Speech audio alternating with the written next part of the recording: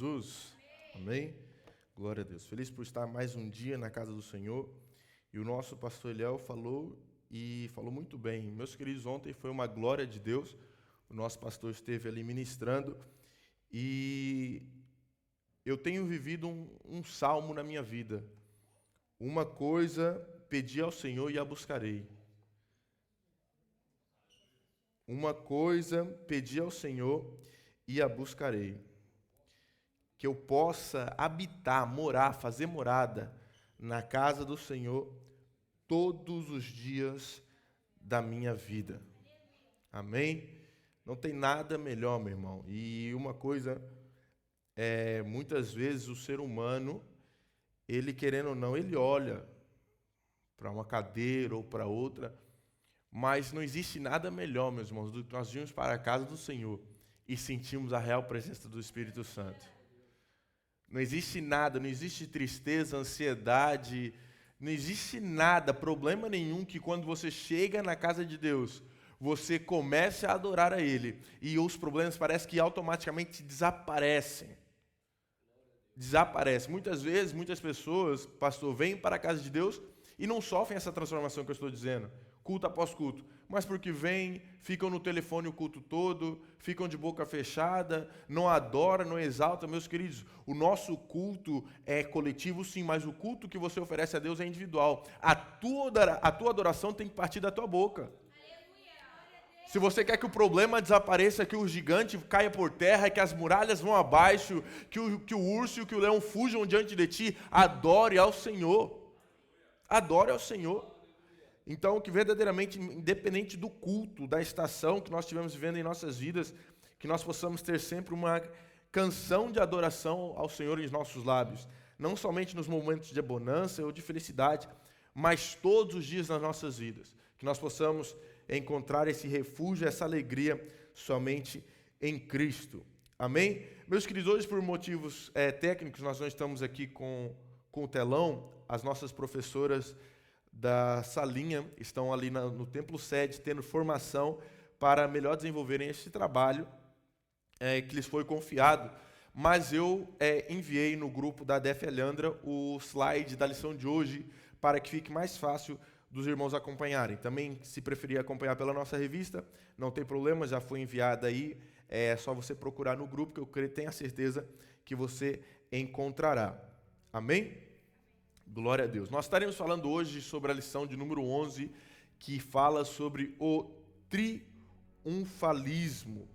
Amém? O triunfalismo.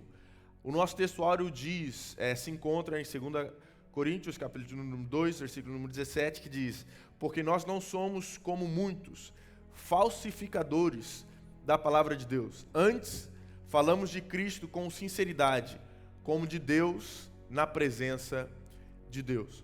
O que nós temos visto nos dias de hoje é algo terrível dentro do meio gospel, né? Dentro do mundo gospel. Tanto é que o gospel, evangelho traduzido para o inglês, é a palavra gospel, mas o mundo gospel é conhecido como um mundo de mercado, de negócios, de produtos. Então, o gospel, né? O gospel não é algo que vem propriamente do reino. Muitas pessoas hoje em dia se envolvem com a obra de Deus para receberem algo em troca.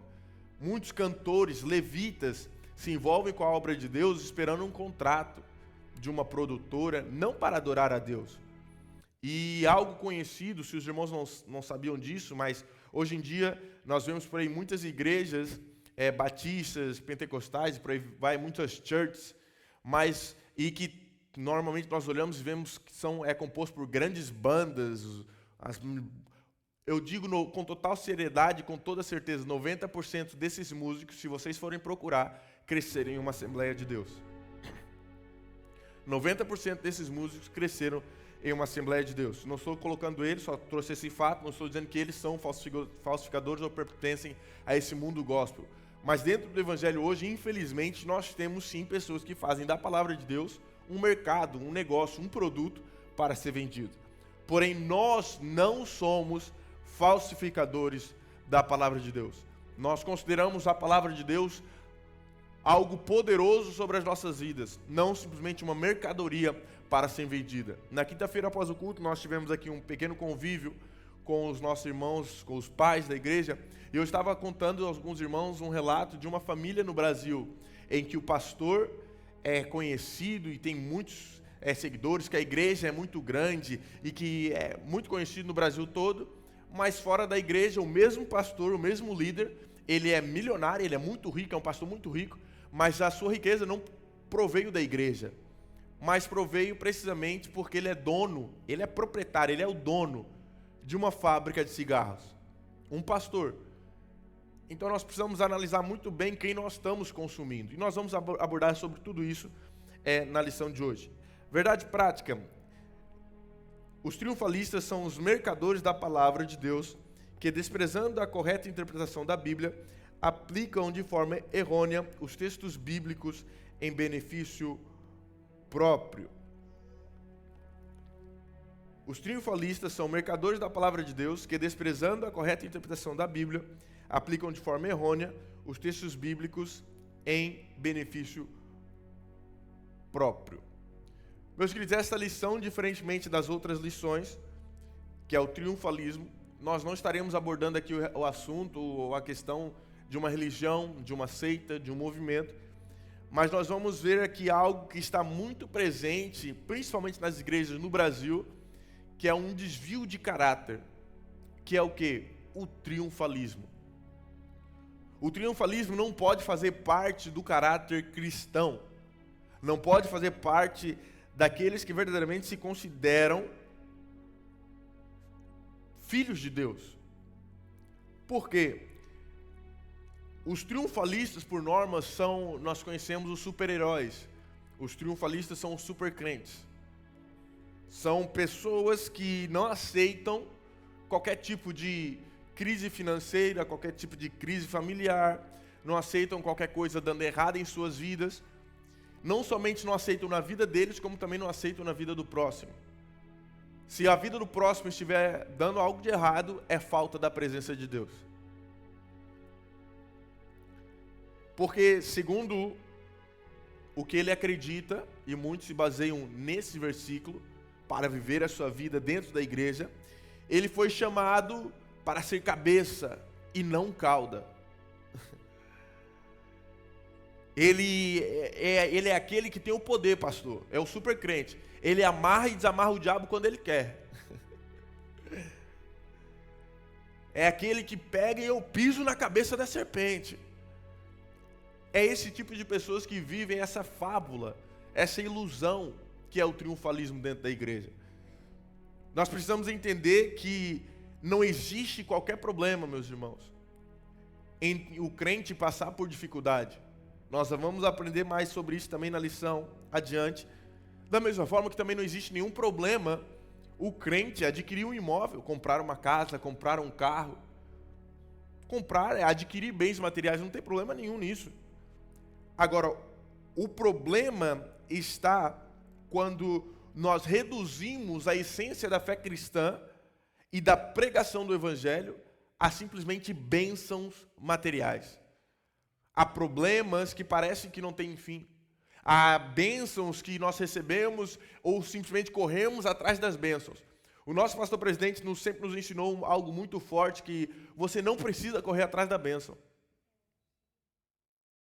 Você não precisa correr atrás da bênção. Quanto mais você corre atrás da bênção, mais ela foge de você. Agora, quanto mais você corre atrás de Cristo, mais bênçãos te seguirão. Quanto mais você corre atrás de Cristo, as bênçãos correrão atrás de você. É escola bíblica, mas você pode glorificar a Deus. Meus queridos, isso é algo muito poderoso, porque quando nós entendemos a essência do reino, que é verdadeiramente correr atrás de Cristo, colocar Cristo no centro de todas as coisas, nós entendemos que, na verdade, que nós estamos precisando, não é de um carro novo, uma casa nova, mas é sim da presença de Cristo em nossas vidas, que as bênçãos são uma consequência de nós buscarmos aquilo que é correto. As bênçãos serão uma consequência, as bênçãos te seguirão. É isso que nós precisamos entender.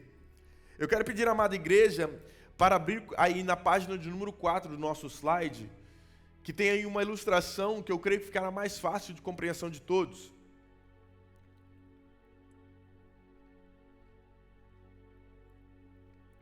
Que fala sobre a exegese. Não enviei, perdão.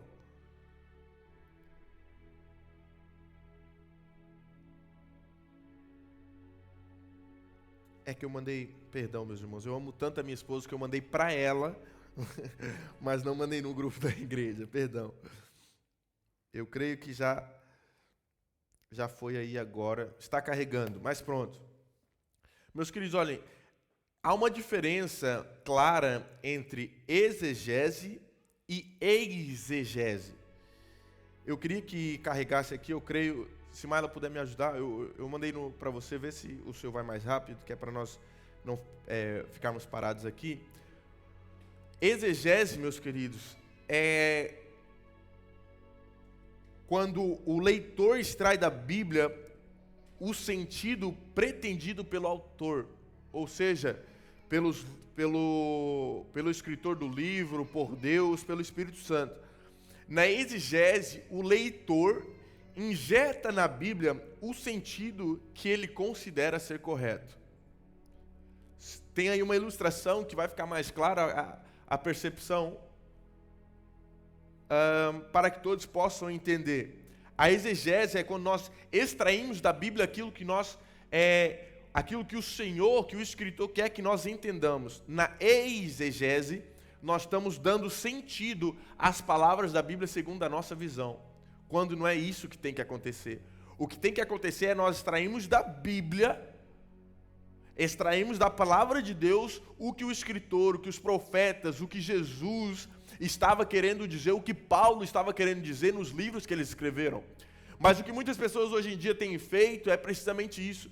Eles não têm praticado ou exercido a exegese, mas sim a exegese em suas vidas. Eles não extraem da Bíblia aquilo que Deus quer que eles extraiam. Eles injetam na Bíblia aqueles que eles bem entendem que aquilo é. Aquilo que eles querem que seja. Por isso que muitas pessoas vivem, não a Bíblia, vivem de versículos, vivem de parábolas, vivem de capítulos reduzidos, de pequenos textos.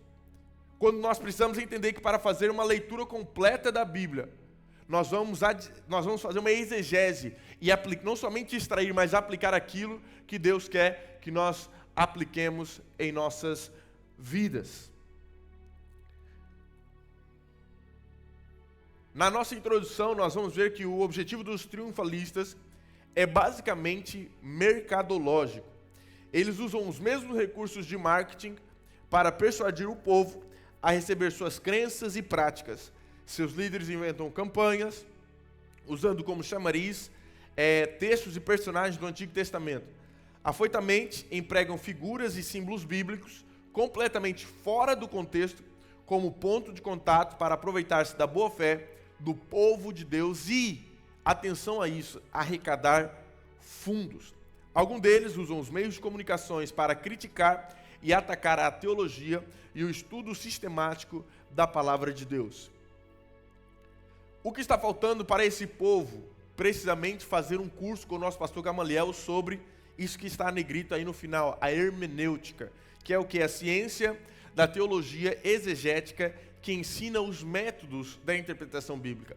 Muitas dessas pessoas, desses triunfalistas, se eles fizessem somente um desses cursos, eles aprenderiam a maneira correta de interpretar a Bíblia, que não é segundo o que nós entendemos. A maneira mais fácil e mais prolífera de nascer uma heresia é precisamente aplicando a exegese. É quando a exegese, quando alguém lê e ele acha que aquilo que ele entendeu, que aquilo que ele é uma verdade, uma doutrina para se aplicar na igreja, quando é algo totalmente o contrário. Por isso que sempre que nós lemos a palavra de Deus, é bom nós passarmos por filtros. Quais são esses filtros, pastor? Hoje em dia nós temos um recurso em nossas mãos muito poderosa, que é o telefone, o smartphone, que na sua Bíblia, no aplicativo da sua Bíblia, tem inúmeras versões. Antes de você trazer algo para a igreja, uma pregação, uma saudação, uma palavra, um momento ofertório, leia aquele mesmo versículo em inúmeras versões, e através daí você irá fazer uma exegese mais completa, uma exegese que você realmente vai entender o que o versículo está falando, o que Deus quer falar através daquele versículo. Muitas pessoas leem a Bíblia somente em uma versão e acham que aquela versão, e ao entenderem algo daquela versão, é isso e aquilo. Quando vão ler outra versão, talvez na nova tradução da linguagem dos dias de hoje, é outra coisa completamente diferente. Principalmente na versão ARC, que é a mais fiel, mas tem muitas palavras que são originárias do português, do latim. Às vezes, do nada, em Salmos está lá, Selá, que é adoração, Selá, do nada. Mas então é necessário você entrar em outras versões para você também entender com maior profundidade o contexto da Bíblia. E os triunfalistas, eles é um dos principais ramos. Na lição passada, nós falamos sobre a teologia da prosperidade. E o triunfalismo é um dos principais ramos de ensinamentos dessa teologia. Como eu disse, não é nenhuma igreja, não é nenhuma seita, nem nada disso, mas é uma maneira. Os líderes triunfalistas, eles aproveitam, por isso nós estamos falando dentro do contexto do Brasil. Essa lição é voltada principalmente para dentro do contexto evangélico brasileiro. Também não estou falando aqui contexto em Portugal nem mundial, mas estou falando aqui da igreja, do Brasil. Então nós vemos que os líderes triunfalistas, eles abusam da realidade social que o Brasil se encontra e eles fazem promessas vãs, não apenas do necessário, mas de um luxo excessivo. Então nós vemos precisamente que dentro desse contexto existem muitas pessoas que vão atrás da igreja, atrás da palavra de Deus, e encontram lá profetas, falsos profetas, vendendo uma fronha de almofada ungida, porque a pessoa não tem conseguido dormir de noite, então olha, coloca essa fronha, faz uma oração e você vai ter uma noite, você vai dormir igual os anjos, a almofada vai se tornar um sono leve, um sono de pena. Da mesma forma tem pessoas falsos profetas que vendem também lenços e toalhas ungidos, olha, coloca o lenço, a toalha sobre a enfermidade que ela vai desaparecer. Olha, traz para a igreja 3 salários mínimos que Deus vai abrir a porta para um trabalho ainda maior. E essas pessoas, esses líderes triunfalistas, usam desse contexto social do Brasil que ele está inserido, que todo brasileiro almeja uma condição de vida melhor. Pessoas comuns, como nós, todos eles almejam uma condição de vida melhor. Tanto é que no Brasil, fazendo aqui uma comparação, semelhante ao triunfalismo, no cotidiano tem o quê? A ostentação. Que é uma vida o quê? Que a pessoa tem muito? Não, na verdade a pessoa tem muito pouco, mas parece que tem muito. E a maior parte dos brasileiros vivem nessa ilusão. E no caráter evangélico, dentro da igreja, não tem essa questão da ostentação, por assim dizer. Alguns lugares tem, mas não é generalizado. O que é generalizado é o triunfalismo. Pessoas que querem condições melhores de vida, querem uma família melhor, querem esquecer os traumas do passado, querem esquecer as dificuldades que eles estão enfrentando, querem uma saída daquele buraco que eles se encontram. E, infelizmente, caem nas mãos de lobos e não de pastores. Se tornam são pessoas totalmente voláteis a acreditarem, a aceitarem aquilo que está sendo entregado para eles. Então é necessário que nós, por isso que eu digo que o curso teológico não é somente para pastor, pregador, não é para missionários, não é para pessoas que querem crescer na obra de Deus. Curso teológico é para todas as pessoas que querem aprender mais sobre Deus. É necessário. É algo que nós precisamos para realmente sabermos distinguir dentro da igreja. Eu não estou falando lá fora. Falso profeta não existe fora da igreja. Existem dentro da igreja. Lobos com pele de cordeiro, pele de ovelha, pele de pastor, existe dentro da igreja, meus queridos. Não é lá fora. E é necessário, nós temos as ferramentas necessárias para sabermos identificar e combater contra essas ameaças dos dias de hoje. Vamos para o primeiro tópico, os mercadores. Falsificadores e mercadores. 2 Coríntios 2,17. A palavra original usada para falsificadores é o verbo kapeleu, que segundo os dicionários da língua grega, significa traficar, comerciar, falsificar, adulterar, lucrar com negócio. No contexto do Novo Testamento, o apóstolo está se referindo tanto aos mercadores, aqueles que usam a palavra de Deus visando interesses pessoais, como aos falsificadores, os que adulteram a palavra a fim de agradar as pessoas e delas tirarem vantagens.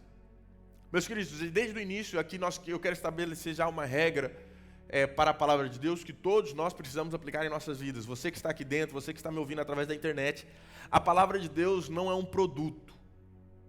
A palavra de Deus não é uma mercadoria. A palavra de Deus não é um meio para estabelecer ou realizar um comércio. A palavra de Deus é uma verdade absoluta, inerrante e divina.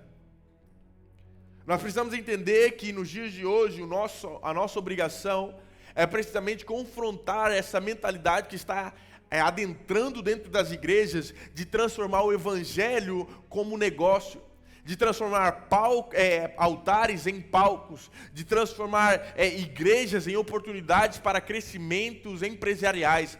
Primeiro, a igreja não é uma empresa, a igreja é a família, é a noiva de Cristo. É a casa de Deus, é a casa do tesouro, é a casa de oração. Não é lugar de fazer aqui vendas e comércios. Nós precisamos entender que a palavra de Deus ela não foi feita para estabelecer como um pontapé de partida para você lançar o seu negócio.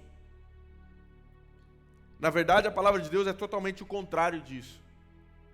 Então nós vemos precisamente que o apóstolo Paulo, ele estava referindo a esse texto tanto aos mercadores, aqueles que usam a palavra de Deus visando interesses pessoais, foi o que eu acabei de falar, como os falsificadores, aqueles que mudam a palavra a fim de não somente viver uma vida de pecado, mas para ele estar bem, a fim de agradar as pessoas que estão ouvindo. Agora entenda, meus queridos, todas as pessoas, o evangelho não tem meia volta a dar. O evangelho ele corta para ir e corta para aqui. A responsabilidade de qualquer pessoa que sobe em cima desse altar não é ficar preocupado se quem está ouvindo você, desde que você esteja pregando a palavra de Deus. Atenção, eu estou falando pregando a palavra de Deus. Não estou falando sobre você vir aqui contar histórias da sua vida, histórias do seu pai, histórias do seu bisavô, histórias do que aconteceu. Não, estou falando que desde que você venha pregar a palavra de Deus, ninguém pode refutar. Independentemente se doeu, independentemente, ai pastor, essa palavra me machucou muito, te machucou não, endireitou o seu caminho. A palavra de Deus é uma palavra que confronta. E hoje em dia, nesta geração, o que tem acontecido é precisamente isso. Muitos se isentam de falar a verdade, com medo daqueles que vão sair, com medo da igreja ficar vazia, com medo de irmãos, ai pastor, o senhor só prega a palavra dura. Não, nós aqui pregamos a palavra de Deus. E a palavra de Deus, meus irmãos, ela é dura, mas ela também é agradável, ela corrige, ela direciona e ela nos proporciona uma vida melhor. A palavra de Deus nos alerta que o caminho é estreito. Hoje em dia o que as pessoas querem é uma porta larga, é uma vida com facilidades. A palavra de Deus nunca nos prometeu uma vida com facilidades. A palavra de Deus nunca nos prometeu uma vida agradável, uma vida tranquila, uma vida em que as coisas vão ser conforme nós queremos. Muitas pessoas ficam reticentes na hora de trazer uma palavra de Deus. Deus está ministrando, Deus está usando ela para ministrar a palavra. E ela fica aqui, não senhor, eu não vou falar isso, imagina, olha, se eu falo isso o Rodrigo nunca mais fala comigo. Se eu falo isso o pastor Eliel nem me cumprimenta mais. Meus queridos, nós precisamos entender que o que está faltando nos dias de hoje é verdadeiramente homens com H maiúsculo, mulheres com M maiúsculo nas igrejas. Pessoas que ministram a palavra de Deus debaixo da autoridade do Espírito Santo. Quando a pessoa ela ministra debaixo da autoridade do Espírito Santo, nós precisamos entender uma coisa. A palavra que talvez você está pensando que vai machucar alguém, na verdade vai liberar uma cura.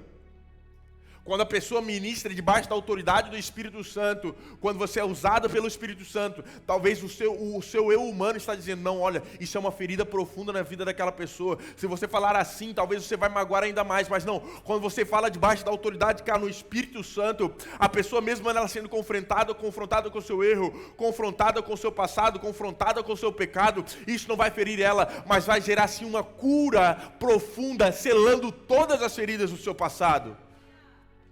Por isso que é necessário que você flua com autoridade no Espírito Santo.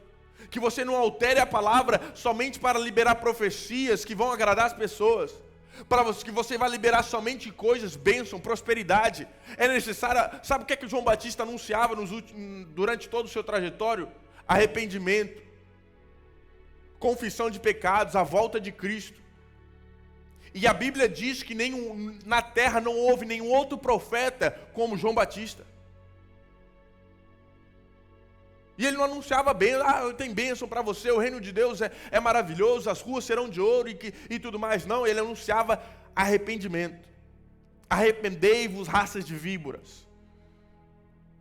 Uma mensagem que confronta, que batia toda hora. E a multidão o seguia. A multidão o seguia. Então nós não podemos ficar, os falsificadores da palavra de Deus existem dentro das igrejas. Não são aqueles que ficam vendendo bênçãos, são aqueles que alteram a palavra de Deus para agradar os ouvintes, para encher a igreja, para encher ministérios, para arrecadar o povo. Meus queridos, o nosso compromisso é com a palavra de Deus, com a verdadeira palavra de Deus. Vamos avançar. Prática da simonia. Quantos aqui sabem o que é a simonia? A simonia, a palavra simonia procede do nome de Simão, o mágico, que intentou comprar o dom do Espírito em Atos 8, capítulo número 8, versículo de número 18 ao 21, que diz: E Simão, vendo que pela imposição das mãos dos apóstolos era dado o Espírito Santo, olhe isso, lhes ofereceu dinheiro, dizendo: Dai-me também a mim esse poder, para que aquele sobre quem eu puser as mãos receba o Espírito Santo. Mas disse-lhe Pedro: O teu dinheiro seja contigo para a perdição, pois cuidaste que o dom de Deus se alcança por dinheiro. Tu não tens parte nem sorte nesta palavra, porque o teu coração não é reto diante de Deus. Então nós vemos que hoje muitas pessoas acham que mediante a quantidade que eles ofertam vão adquirir alguma coisa do Senhor. Hoje isso acontece precisamente quando as pessoas, os profetas, os pastores, os apóstolos, os bispos, os evangélicos, os santos, se procurar por aí, tem até uns irmãos de Jesus. Eles cobram dinheiro por bênçãos, milagres, favores espirituais, precisamente fazendo o que este Simão tentou fazer, transformar a fé em negócio.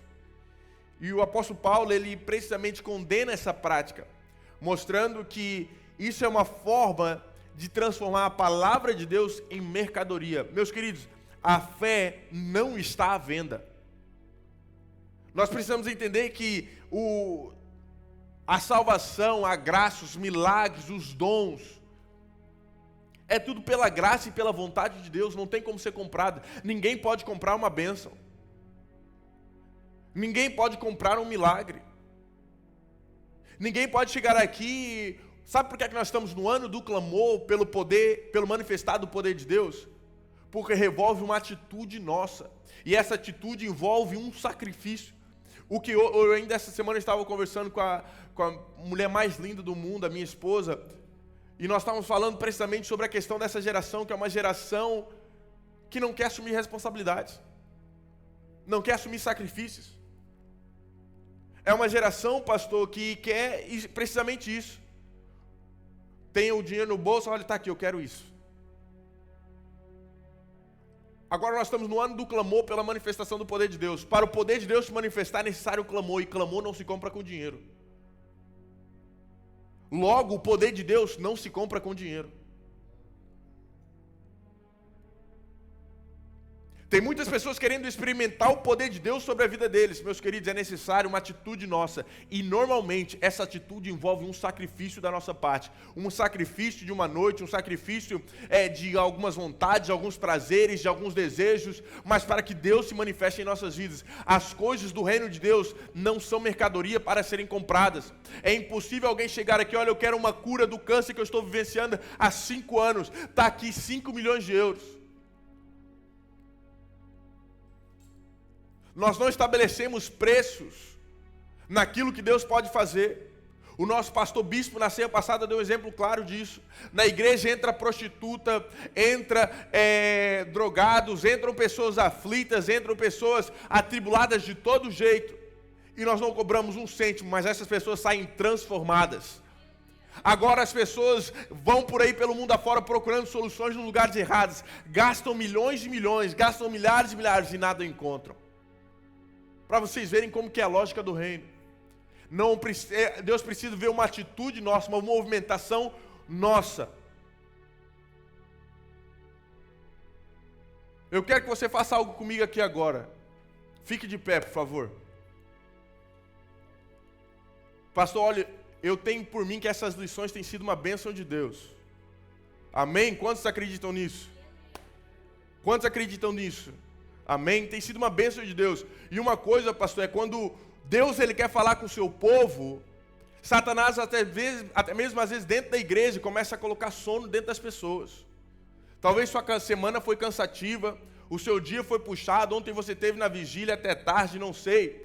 Mas eu quero que você faça comigo. Certamente você já esteve aqui em algum momento da nossa convenção.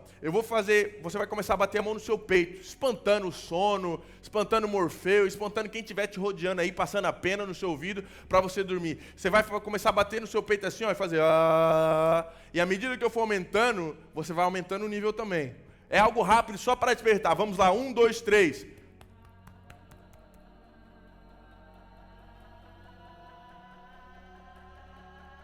Pera, foi muito baixo. Eu vou começar aqui para você ir aumentando. Vamos lá, 1, 2, 3.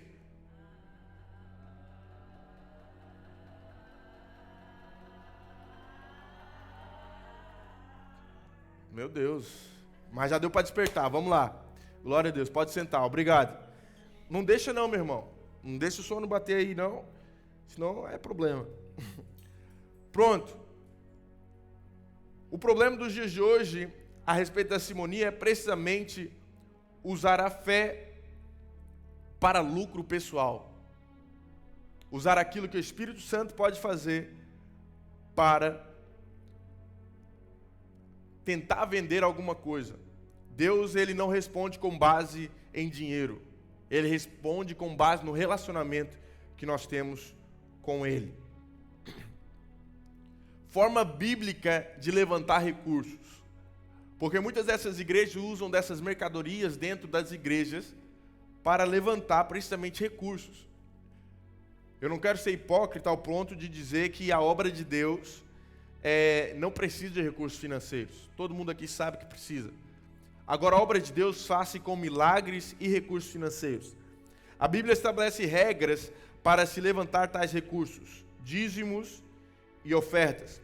No que tange a esse procedimento, o apóstolo Paulo baseava-se no sistema sacerdotal estabelecido pela lei de Moisés e nas palavras do próprio Senhor Jesus. No entanto, muitos confundem a fé cristã com negócios e colocam a igreja nessa esfera, banalizando o sagrado e reduzindo as coisas de Deus à categoria de mero produto comercial. O tema do culto cristão é o Senhor Jesus e não as ofertas. Por exemplo, no nosso ministério ADF, os irmãos podem até ver que nós não temos em nossas igrejas cantinas após o culto. Às vezes isso é um motivo até mesmo de, acabar um culto, talvez tivesse uma coxinha,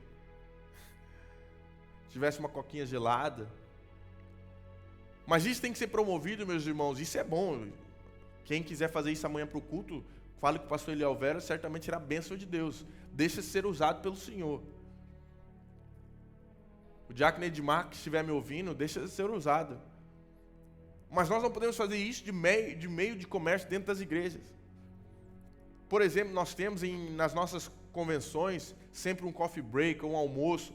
Nós temos nas nossas reuniões pastorais almoço que é o dia inteiro, não é cobrado €1. Quando nós temos nossos convívios aqui na DF Alhandra, após as festas, as festividades, convívio de mulher, cada pessoa traz uma coisa, mas ninguém chega aqui, olha, eu fiz, você paga 5. Olha, eu tenho aqui, estou vendendo aqui coxinha, olha, €1, o combo é coxinha com coquinha, €1,50. Porque muitas pessoas depois começam a fazer dentro das igrejas local de comércio. E todo lugar de comércio vem sempre com aquela, olha, você faz fiado. Olha, eu pago amanhã, olha, eu não tenho aqui moeda agora, eu posso pagar amanhã no culto? Aí o amanhã chega e a pessoa esqueceu o dinheiro. Aí você passa a semana toda, olha, não esquece do dinheiro, olha, não esquece do dinheiro, cobrando as pessoas dentro da igreja.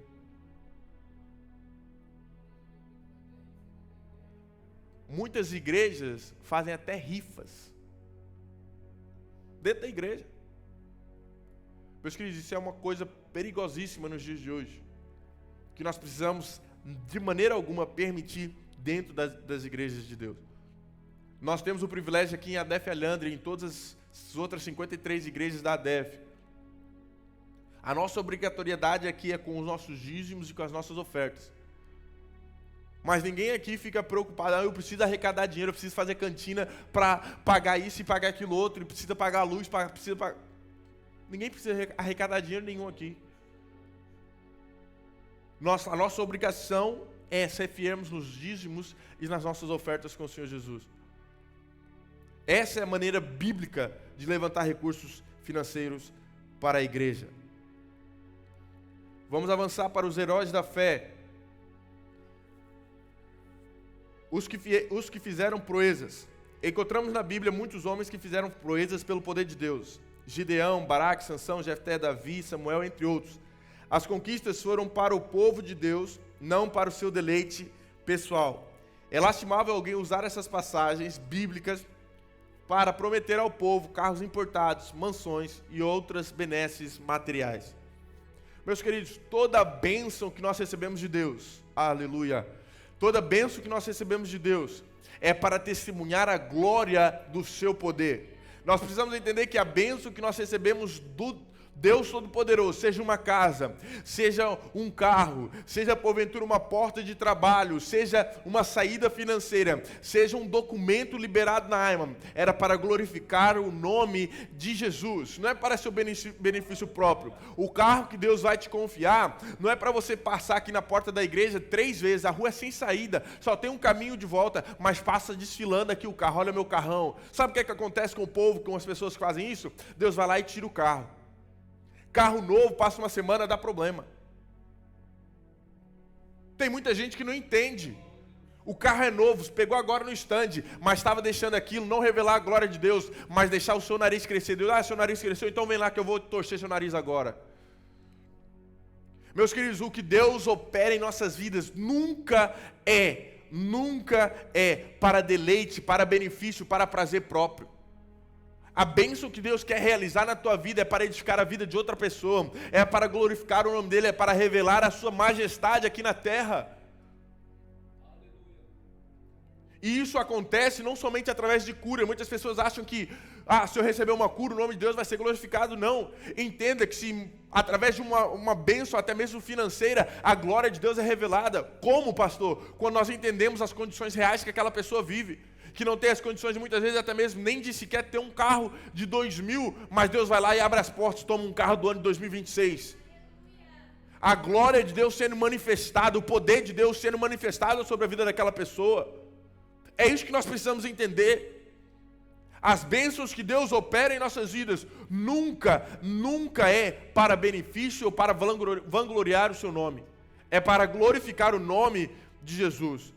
E o erro dessas pessoas, desses triunfalistas, é usarem os heróis da fé, homens que tiveram bênçãos, passaram por experiências com Deus, que beneficiaram o povo, trazendo aquele contexto para beneficiar somente a vida da pessoa. usar essas histórias que estão relatadas na Bíblia precisamente para prometer bênçãos materiais, mansões e não sei o que mais. Entenda, a bênção que Deus quer liberar sobre a tua vida é para glorificar o nome dEle, para que as pessoas ao seu redor vejam a glória de Deus sobre a tua vida.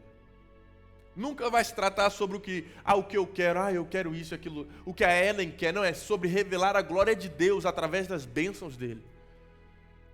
Não é para o meu próprio prazer, para a minha própria contentação.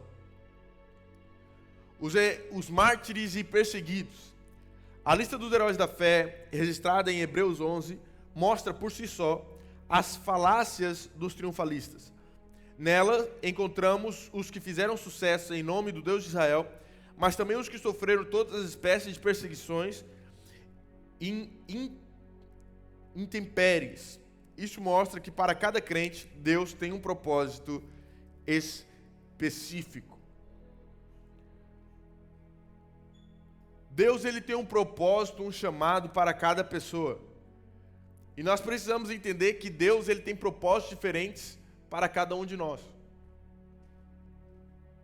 Cada crente, cada pessoa que aqui está, tem um chamado diferente. Tem um chamado específico. E nem todos nós viveremos as mesmas experiências.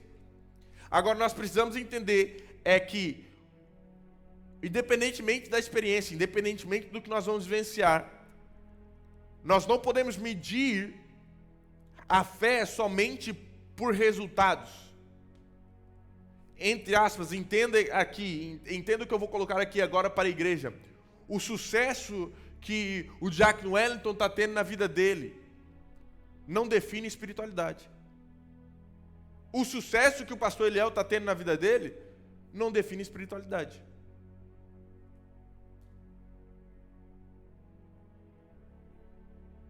Tem muitas pessoas que acham porque olham para a vida das pessoas, uau, tantas bênçãos, não representa espiritualidade. Tanto sucesso, tantas coisas boas acontecendo. Meus queridos, o verdadeiro sinal de fé na vida de um homem e de uma mulher é ele olhar para o seu lado, ver que todos estão tendo sucesso, e ele não, e ele mesmo assim permanecer firme. Sabia disso? Esse é o verdadeiro sinal de fé de uma pessoa. Olhar para o seu lado, bênção, chuva de bênção. Olhar para o outro lado, casas, carros, ministério abençoado, tudo crescendo. Ele olha para a vida dele, parece que as coisas não acontecem, mas mesmo assim, ele permanece firme. Meus queridos, nós precisamos entender uma coisa: o ser humano, ele tem um defeito muito grande, e tem um ditado popular para isso: a grama do vizinho é sempre mais verde. Muitas vezes Deus, ele tem derramado tantas bênçãos sobre as nossas vidas, cotidianas, do dia a dia, e nós estamos ali menosprezando, mas é o que nós precisamos. É o que nós estamos precisando naquele momento. Talvez o que você está precisando não é de um carro, não é de uma casa, não é nada disso. Você está precisando é de um despertamento espiritual. Você está precisando é de um avivamento interno. Está precisando é de uma transformação de caráter. E é isso que Deus está trabalhando dentro de você. Muitas pessoas estão necessitadas, às vezes, de bênçãos internas, de transformações internas. E Deus está trabalhando, fazendo esse processo acontecer. E você está olhando para o externo, está olhando para o que a pessoa está recebendo, mas talvez ela já passou por esse processo. Meu querido, cada processo, cada pessoa tem um propósito, um chamado, uma direção diferente de Deus. O que nós precisamos fazer, independentemente do que estiver acontecendo, permanecer firme com Deus, permanecer firme com o Espírito Santo, crendo que Ele tem o que é melhor para as nossas vidas. O erro do ser humano é precisamente viver uma vida de comparação. A decepção, outra prova das falácias triunfalistas, é que muitos dos que acreditaram nessa mensagem estão decepcionados e até revoltados, pois se sentem enganados. A decepção não é com Deus nem com a sua palavra, mas com os promotores do triunfalismo.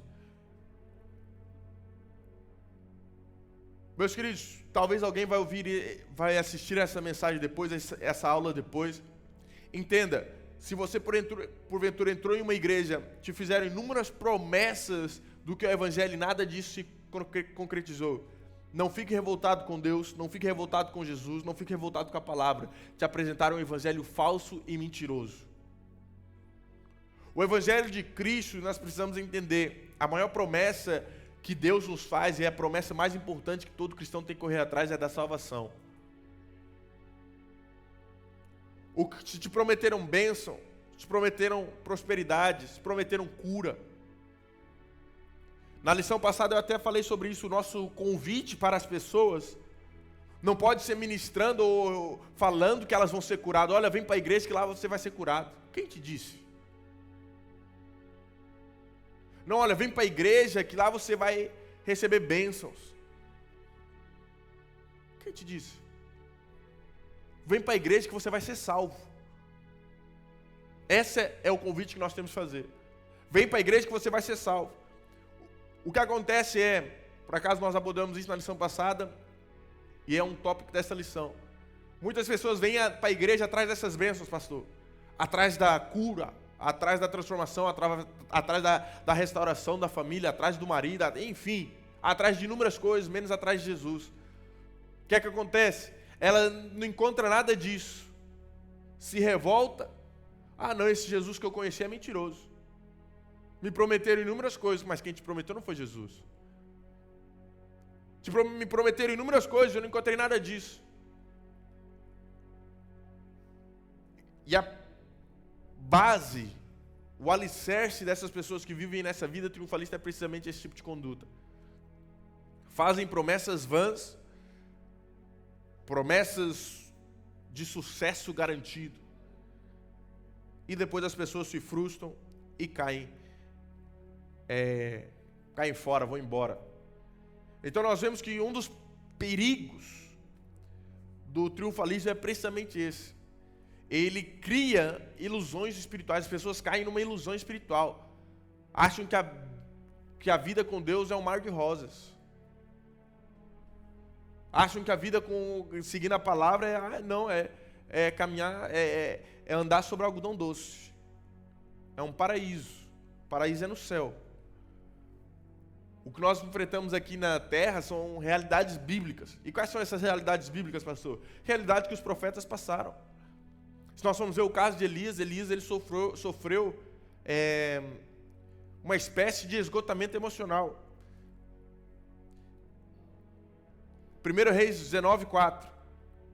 Elias pede, não estou falando eu, Elias pede: já basta, ó Senhor, toma agora a minha vida, pois não sou melhor do que os meus pais. Ele pede pela morte.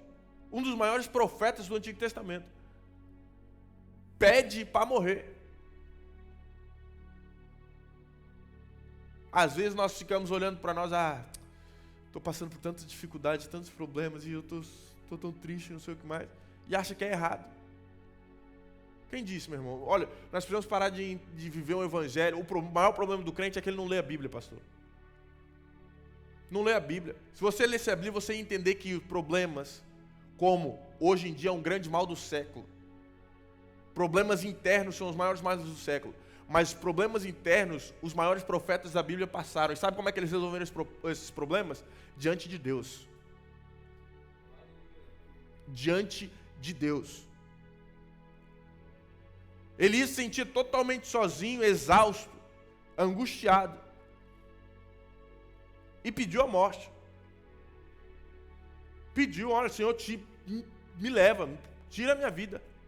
Sabe qual foi a resposta de Deus? Deus primeiro respondeu com comida e depois descanso. Muitas pessoas dentro da igreja vêm com essa: eu não aguento mais, eu não quero saber mais de nada, mas é somente um sintoma, um sinal de que você está cansado. Está carregando muito peso sozinho. Compartilhe o peso com seus irmãos.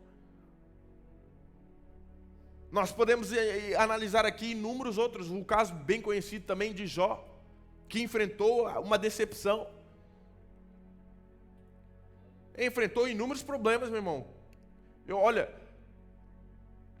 Eu nunca conheci, espero nunca conhecer alguém que passou pelo que Jó passou. Assim, do mal, né? Que depois Deus restituiu tudo em dobro. Mas até a parte do restituir tudo em dobro é uma história. Ver filho morrer, ver os bens que ele ajuntou, os servos, tudo, meu irmão, ir embora, cair fora. Um homem que vivia super bem. Bem é pouco. Perder tudo. Então nós precisamos entender que a decepção, as frustrações, fazem parte do cotidiano do crente. O problema do cristão é ele achar que a vida com Deus tem que ser um mar de rosas. A vida com Deus é uma vida, sim, de problemas, dificuldades, mas é uma vida que nós nos apegamos com aquilo que tem a solução para todos os nossos problemas. É isso que nós precisamos entender. A vida com Deus não é uma isenção de problemas, não é uma vida isenta de problemas, não é uma vida isenta de gigantes, isenta de dificuldades, isenta de barreiras, não. Mas é entender que aquele que está conosco é maior que os gigantes, é maior que a barreira, é maior que a muralha, é maior que os desafios, é maior que os impedimentos da nossa vida cotidiana. Certa vez eu estava conversando com o pastor Erson e ele falou a seguinte frase: olha, eu não sei se para nós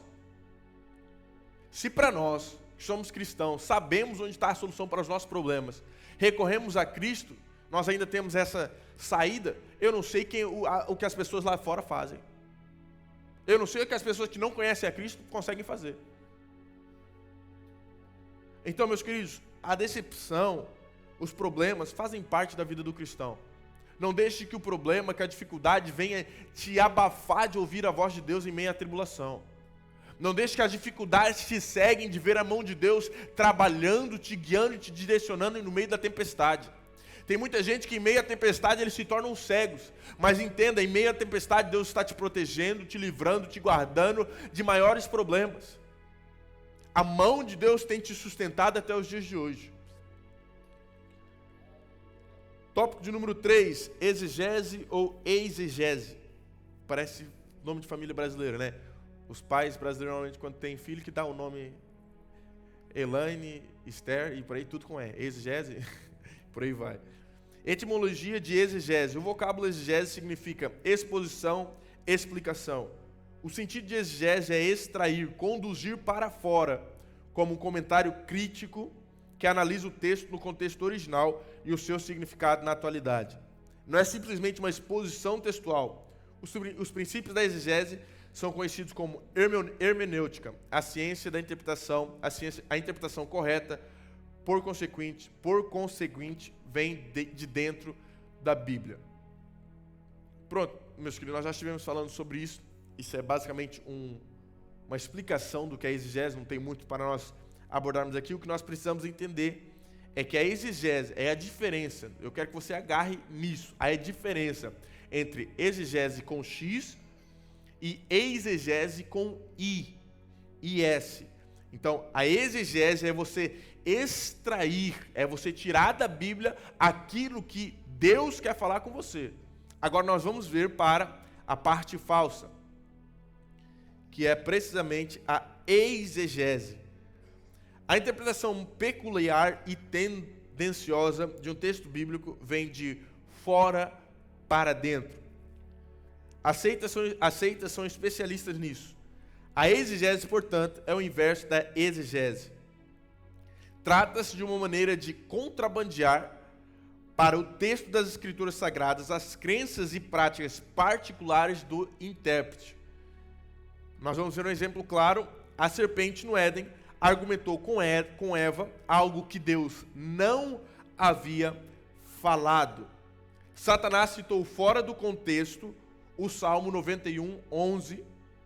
Isso é o que se denomina de exegese. Da mesma forma, são os artifícios atuais dos triunfalistas. Uma coisa que nós precisamos atentar aqui para os exemplos relacionados aqui. Quem faz uso da exegese com I e com S são precisamente obra de Satanás. São pessoas utilizadas por Satanás e seus demônios dentro da igreja. Para quê? Para colocar dentro da Bíblia aquilo que eles acham que é verdadeiro, para colocar dentro do coração das pessoas, para aplicarem para as pessoas aquilo que eles acham ser verdadeiro.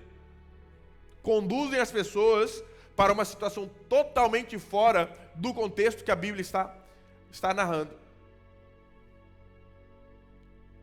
Nós precisamos entender que até mesmo para pregar, para fazer o que for, não somente ler em diferentes versões, leia o capítulo seguinte e leia o capítulo anterior, que você vai ter um maior entendimento daquilo que está acontecendo na Bíblia. Muitas vezes nós estamos ouvindo, Jesus chorou. Por que é que ele chorou? De felicidade? Tristeza? De amargura? Por que é que ele chorou? Então nós precisamos ter esse entendimento. O estudo da palavra de Deus. Amém? Todos estão me ouvindo? O estudo da palavra de Deus. O interesse pela ignorância. A Igreja Católica proibiu a leitura da Bíblia aos leigos no Concílio de Toulouse, na França, em 1222. Isso facilitou ao clero romano a manipulação do rebanho durante séculos. Hoje, essa história parece repetir-se, pois há campanha sistemática de algum desses triunfalistas contra o estudo da palavra de Deus, pois querem ensinar algo que não está de acordo com a Bíblia. A vontade de Deus, com relação à Bíblia, é que seus filhos leiam, meditem e examinem as Escrituras Sagradas. Meus queridos, a respeito do Concílio de Toulouse, o que é que aconteceu então, agora um pouco de aula de história. O que é que aconteceu nesse Concílio de Toulouse? A Igreja Católica, no ano de 1222, proibiu a leitura da Bíblia para os leigos. Ou seja, pessoas comuns que possuíssem cópias do Antigo e do Novo Testamento estavam proibidas de ler. Quais eram as exceções? Era o livro de Salmos, ou, dentro da religião católica, o breviário, que é livro de orações e ofícios divinos. Por que a igreja tomou essa medida? Para a mentalidade da época, a decisão, diferentemente quando nós ouvimos, olha, foi proibida a leitura da Bíblia, então esses caras não gostam de Bíblia. Não, na verdade, a decisão na época não era vista como um ódio à Bíblia, mas era como uma medida de proteção. Proteção de quê? De interpretações perigosas. A igreja temia que pessoas sem formação teológica adequada interpretassem passagens bíblicas de forma errada, interpretada precisamente por outras doutrinas. Então, eles, como uma maneira de controlar, eles limitaram o acesso à Bíblia. Somente as pessoas que tivessem um nível acadêmico correto estariam permitidos a ler a parte toda, a Bíblia completa, tanto do Antigo como do Novo Testamento. Mas o que é que Deus quer para o seu povo nos dias de hoje? Hoje em dia nós precisamos entender que, à medida que você lê, é uma frase bastante conhecida, a Bíblia é o único livro que você lê com o autor do lado. Quando você está lendo a Bíblia, é necessário que nós não podemos, meus queridos, ler a Bíblia somente para pregar. Eu vou ministrar, então preciso ler a Bíblia. É necessário que nós leiamos a Bíblia todos os dias. Todos os dias meditemos na palavra de Deus, examinemos a palavra de Deus sobre as nossas vidas. E é isso que Deus quer para o seu povo. Porque como é possível que nós vimos para a igreja, vimos nos cultos terça, quinta, sábado, domingo de manhã tem ceia, nós estamos envolvidos nas atividades da igreja, mas nós não conhecemos o Deus que nós servimos. Como é que nós vamos conhecer o Deus que nós servimos? É através da leitura da sua palavra. É através da leitura da sua palavra. Então é necessário que nós estejamos constantemente lendo a palavra de Deus, dia após noite, meditando na palavra de Deus. Nós não podemos nos tornarmos pessoas ignorantes, pessoas que são facilmente direcionadas por qualquer pessoa. Muitos crentes nos dias de hoje, o que é que acontece? Vem um pregador, prega aqui um monte de balelas, faz um movimento, uma gritaria, roda o paletó e joga o paletó em cima de uns quantos e os quantos caem, e dá glória a Deus, a igreja pega fogo, todo mundo acredita e não sei o que mais. Zero palavra, só balela. E o povo acreditando e fazendo aquilo e aplicando aquilo que ouviu na sua vida. Então, nós precisamos entender que nós, como filhos de Deus, nós precisamos estar blindados da palavra. Eu vou contar aqui brevemente algo que aconteceu quando nós ainda éramos adolescentes. Na sede, o nosso pastor presidente, ele está no Brasil agora, mas ele não ia com tanta frequência ao Brasil. Demorou alguns anos para ele ir e ele pegou e foi. E na altura, se eu não estou em erro, eu creio que era o pastor Santos, ele não era pastor ainda, eu era presbítero, evangelista, e ficou ali na coordenância do templo sede. Mas esse domingo, ele teve que fazer uma visita em outra igreja. Em uma outra igreja. E veio um pastor do meio da igreja e tudo mais, um dos nossos, e trouxe uma palavra. Mas trouxe uma palavra que não condizia com nada do que nós estávamos aprendendo na igreja. Totalmente fora da doutrina, totalmente fora da visão do ministério, totalmente fora. E as irmãzinhas lá glorificando, e glória a Deus, e aleluia, não sei o que mais, e aquela coisa toda. A Mayla tinha 15 anos na altura. 15 anos. Menos. 13. Por volta dos 13, não tinha menos que 13. Mas tinha entre 13 a 15 anos. Pegou, acabou o culto, ficou calada. O pai dela chegou em casa, o pastor Santos chegou em casa.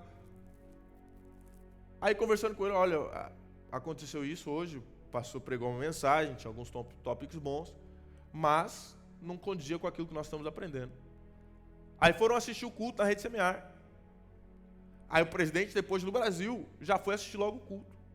Uma criança de 13, se ela tinha 13, ou uma adolescente de 15 anos. Mas que aprendeu a verdade. Entrou em contato, conversou com o pastor. Quando o pastor presidente voltou, conversou com o pastor não aceitou a visão. Pegou, saiu por uns tempos, aí depois voltou, agora está firme, está na visão do ministério. Mas o que é que isso quer dizer, meu querido? Nós precisamos estar injetados com a verdade, com o alimento verdadeiro. O que muitas pessoas estão oferecendo por aí é palha. É aquilo, o pastor Eliel vai me ajudar aqui agora, ele sabe melhor. É aquele alimento que dá para os animais? Como? Pó de serra, que só incha. O povo come ali, fica inchado, passa uma hora, está com fome de novo. O que é que acontece muitas vezes? É isso que é feito dentro da igreja. O povo vem, prega, não sei o que mais, joga qualquer alimento e o povo vai comendo. Vai inchando, sai da igreja, esvazia, porque não tinha nada de Deus. Agora, quando é alimento verdadeiro, quando é palavra de Deus, meu irmão, você come aqui, você vai degustando durante a semana, você vai remoendo esse alimento durante a semana. E é isso que nós precisamos estar blindados. Meus queridos, nós precisamos entender uma coisa. A responsabilidade da leitura da Bíblia, de conhecimento da palavra de Deus, é nossa. Tem muita gente achando que o pastor vai blindar você de passar por muitas coisas na sua vida. Você precisa conhecer o Deus que você está servindo. Você precisa ler a Bíblia. Porque verdadeiramente assim você vai estar blindado contra esse tipo de coisas que acontecem. Nem tudo que é pregado é correto. Nós precisamos colocar um filtro, igual a Mayla fez, à luz da palavra. Nós não podemos depender somente apenas das pessoas que pegam e pregam e não sei o que mais. Precisamos olhar para dentro da palavra. Dentro da palavra. Por isso que eu disse no início que isso é um culto que nenhum crente pode faltar. Por quê? Porque aqui você aprende isso. Você aprende palavra. O ensino bíblico traz um crescimento espiritual para o povo, para a igreja. O estudo traz esse crescimento. E é uma coisa preciosa, poderosa. O conhecimento protege contra o engano. O conhecimento protege contra o engano. Então, meus queridos, faça o maior esforço possível para não perder esses cultos. Tem sido bênção de Deus para as nossas vidas. O cuidado com o formalismo. Nossos pioneiros jamais manifestaram ojeriza pelo estudo da palavra de Deus. Pelo contrário, eram os maiores incentivadores do conhecimento bíblico. Eles criaram nossas conhecidas escolas bíblicas de obreiros para oferecer a todos os interessados o conhecimento das Escrituras Sagradas. No entanto, preocupavam-se eles com o formalismo e a ordenação de ministros pelo simples fato de esses possuírem um diploma de teologia, pois o ministério quem dá é Deus. É necessário nós entendermos e valorizarmos aqui a importância do estudo bíblico. Conhecer bem as Escrituras. É necessário não só o obreiro, mas todos nós estarmos blindados, estarmos preparados espiritualmente. Agora, nós precisamos entender precisamente o perigo do formalismo. Muitas pessoas valorizam mais um diploma do que o seu chamado. Meus queridos, eu quero já, desde o início, pastorear a igreja. É necessário um chamado de Deus. Liderar a igreja, liderar ministério, liderar alguma coisa, é necessário um chamado de Deus. E muitas pessoas, elas fazem isso, elas substituem o espiritual pelo intelectual. Mas a Bíblia nos alerta: crescei na graça e no conhecimento. Crescei na graça e no conhecimento. O que muitas pessoas fazem é precisamente trocam isso. Acham que por terem um diploma de teologia, de blá blá blá, e não sei o que mais, que vão ser os pastorzão, vai juntar o povo, vai fazer o fogo descer, aquela coisa toda. Meus queridos, muitas pessoas estão menosprezando o que verdadeiramente importa. Muitas pessoas têm se escondido atrás de um certificado de teologia, de um bacharelado. E atenção, eu não estou menosprezando, eu acabei de dizer que é necessário fazer esses cursos, mas isso não pode substituir a leitura da palavra de Deus. Isso não pode substituir a presença de Deus em nossas vidas. Tem muitas pessoas, pastor Eliel, que são os intelectuais, passam os dias lendo livros e não sei o que mais, e aquela coisa toda. A pessoa é um crânio, mas passa mais tempo lendo coisa ruim de outros livros, de outras igrejas, de outras religiões, do que ler a Bíblia. Nós precisamos ainda estar pautados que nós somos um povo avivado, é uma igreja que verdadeiramente carrega o fogo do Espírito Santo. O formalismo tem destruído pessoas. Pessoas têm se tornado pessoas engessadas, pessoas que somente querem a parte intelectual, mas não querem buscar a parte espiritual do reino de Deus.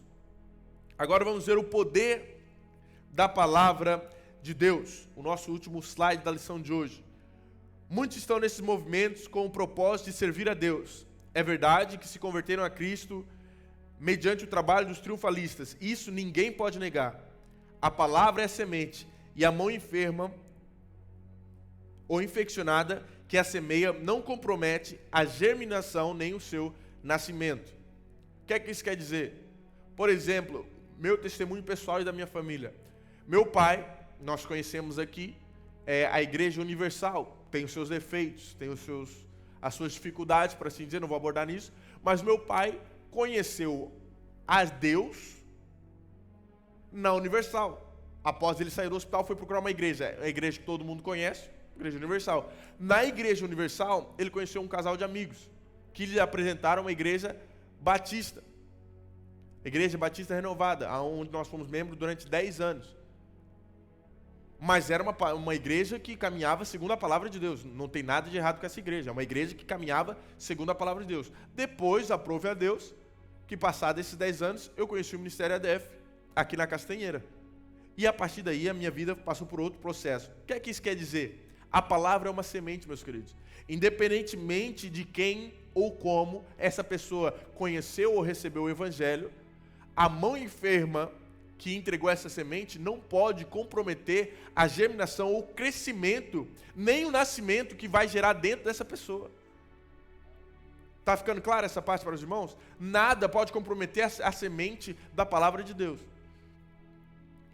Mas a verdade é que muitos lá estão por haverem recebido a promessa de ficar ricos e de ter seus problemas resolvidos, e não como resultado do novo nascimento em Cristo Jesus. Quem segue um evangelho errado pode também terminar num céu errado. Então nós precisamos entender que o evangelho que essas pessoas anunciam é a frase que nós conhecemos dentro do Ministério ADF. Existem muitas pessoas que estão dentro da igreja, mas estão caminhando para o inferno. Então nós precisamos entender que o centro do evangelho nunca foi bênçãos materiais, nunca foi teologia ou prosperidade, nunca foi curas, nunca foi bênçãos ou prodígios. o centro do Evangelho é Cristo. E através de Cristo, todas essas demais coisas são acrescentadas. O poder da palavra de Deus, ela reside precisamente quando nós entendemos que a palavra de Deus, ela é viva e eficaz. E que ela trabalha precisamente como eu relatei aqui nesse caso da semente, que a nossa lição ilustra muito bem. O poder de Deus, ele é tão supremo e superior a qualquer outra coisa, que essa palavra, essa semente age independentemente de quem está anunciando.